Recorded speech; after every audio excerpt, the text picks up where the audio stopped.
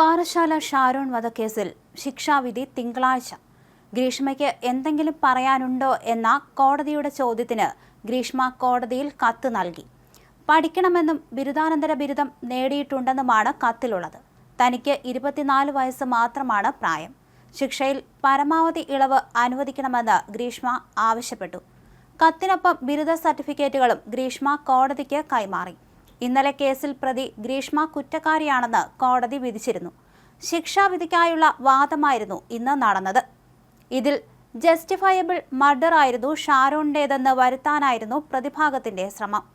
കോടതിയുടെ അനുകമ്പ നേടുകയായിരുന്നു വാദങ്ങളിലൂടെ ലക്ഷ്യമിട്ടത്. എന്നാൽ വധശിക്ഷ അനിവാര്യതയാണെന്ന് പ്രോസിക്യൂഷനും പറഞ്ഞുവച്ചു. എല്ലാ അർത്ഥത്തിലും കൊല്ലപ്പെട്ട ഷാരോണിനെ വീണ്ടും അപമാനിക്കുന്ന വാദങ്ങളാണ് പ്രതിക്കായി കോടതിയിൽ ഉയർത്തിയത്.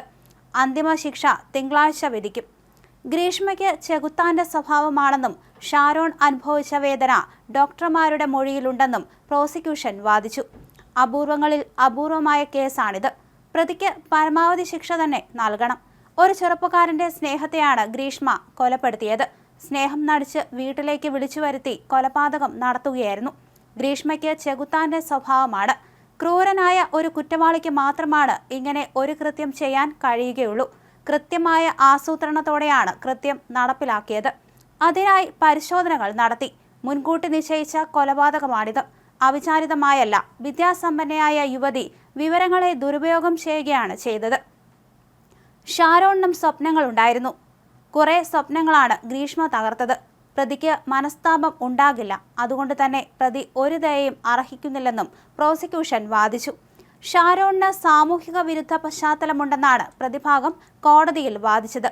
ഒന്നാം പ്രതി കാമുകി പാറശാല പൂമ്പള്ളിക്കോണം ശ്രീനിലയത്തിൽ ഗ്രീഷ്മ, അമ്മാവനും മൂന്നാം പ്രതിയുമായ നിർമ്മലകുമാരൻ നായർ എന്നിവർ കുറ്റക്കാരെന്ന് നെയ്യാറ്റിൻകര അഡീഷണൽ സെഷൻസ് കോടതി വെള്ളിയാഴ്ച കണ്ടെത്തിയിരുന്നു.